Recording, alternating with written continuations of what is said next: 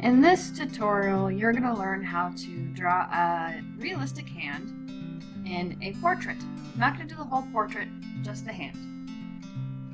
You're going to rely on your reference photo often, like I'm doing here. I'm actually drawing the lines, the width of my wrist, and with my ruler measuring the distance between the border of the paper and my first knuckle, and going in and doing a light sketch just to get the placement of that hand in conjunction with my face. And then with my ruler, I am measuring the distance between my knuckles on my fingers and getting a feel for those shapes, the shapes of the knuckles. Everything has a distinct shape, and that's what you want to focus on getting down in your drawing.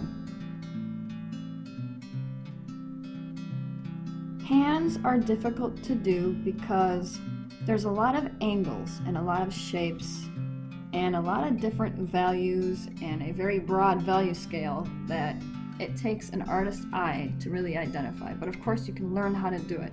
Like here, I'm getting a feel for the shape of the top of the knuckles, the value scale, the angles, the direction those fingers are curling, and going in with my pencil and just getting a basic layout, a basic blueprint and sense of what I want the value scale to be, and doing some minor detailing. And with my pencil, I'm going in and getting that mass down on the hand and identifying how light I want the hand to be and how dark I want it to be, and going in with my eraser stick to make those necessary adjustments.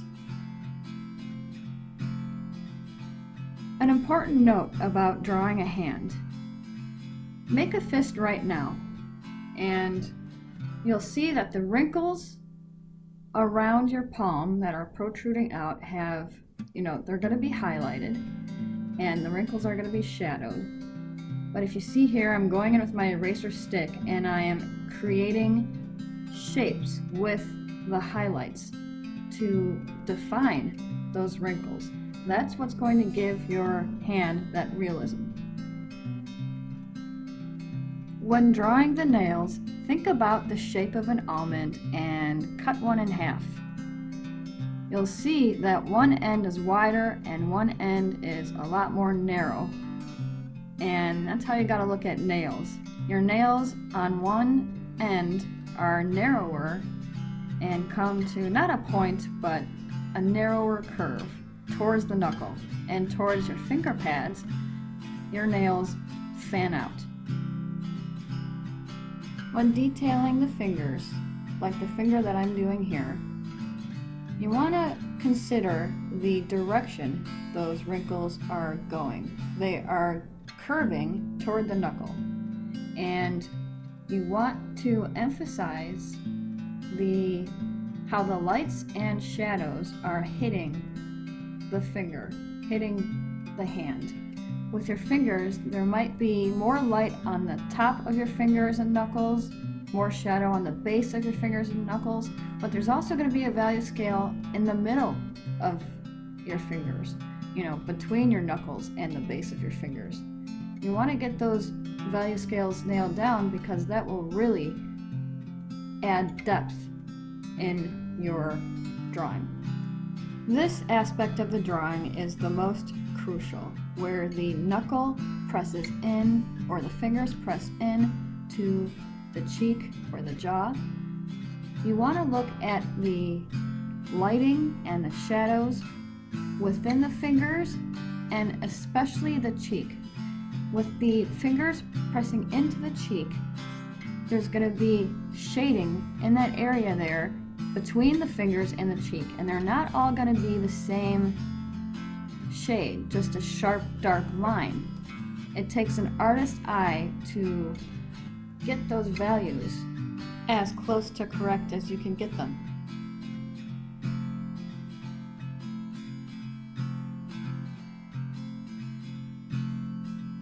With every drawing, you're going to want to develop it in multiple layers. You're going to go back into it a few times and ensure you haven't lost those minute details such as the curvatures around the wrinkles of your hand. It's these details that give your drawing real substance. The blending stump or stick is great for smoothing out those shadows and giving a realistic skin effect.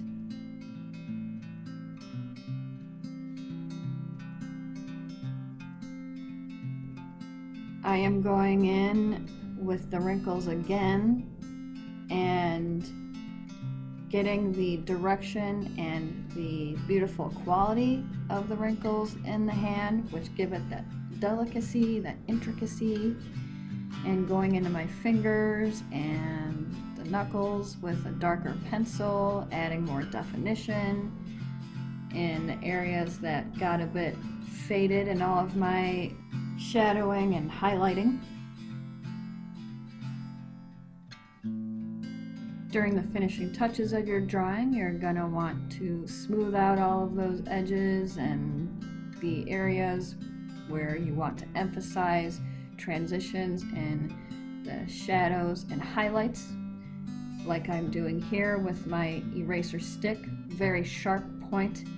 I am smoothing out those transitions between the knuckle and the fingers and going into the wrinkles and just making sure it looks like skin. The beautiful thing about this eraser stick is you can do a few things with it. You can blend while highlighting and smoothing out those shadows to create more depth.